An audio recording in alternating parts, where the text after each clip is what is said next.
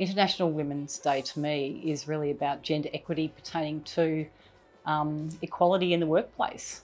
You know, there's the glass ceiling, there's pay parity, there's all the sort of things that women struggle with as a global issue. And I guess, you know, living in Australia and being an Australian business owner, many of these issues I personally haven't had to face, particularly owning my own business. But I think collectively, as a female in the workplace, these issues very much are something that all of us need to address and be aware of.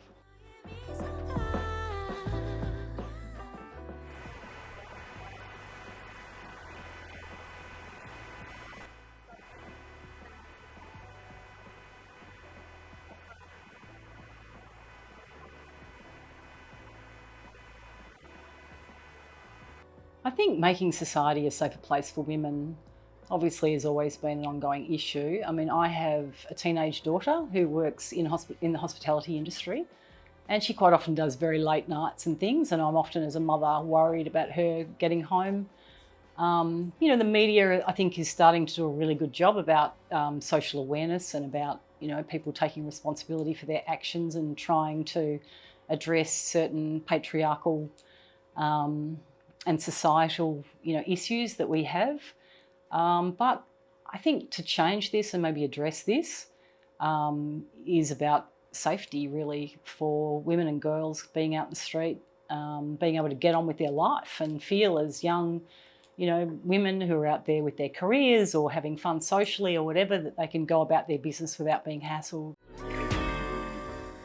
Predominantly, most of the time, women are the ones that are the main caregivers and at the same time still trying to pull money into a household.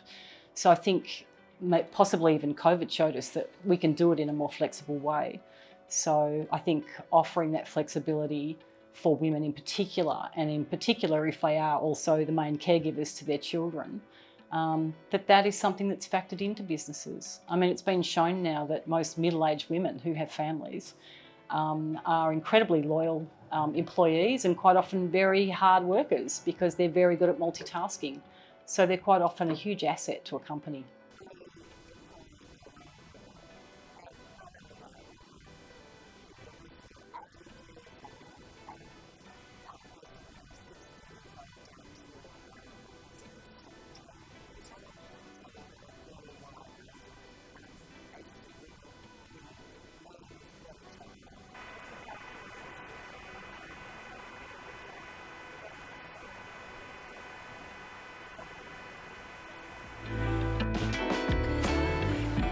"18 months ago, I decided to start my own business, which as a single mother was an interesting time to do it. I actually thought that I'd have to raise my kids and get them both through school before I even thought about this. Before that, I was teaching, so I was in education, so I had a role where I was, you know, had pay, had holiday pay, sick leave, was ticking all those boxes, superannuation, you know, why would you leave? I think it was that thing as a creative woman, I decided I wanted to take ownership of my own life and I wanted to do what made my heart sing. And I wanted my children to witness that as well.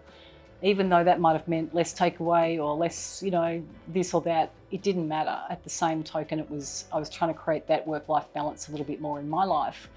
So far, it's been, at least as a woman in Australia, I've been able to start up my own business without any problems. And, you know, there is no glass ceiling working for yourself. So it's really what I put in, I get out.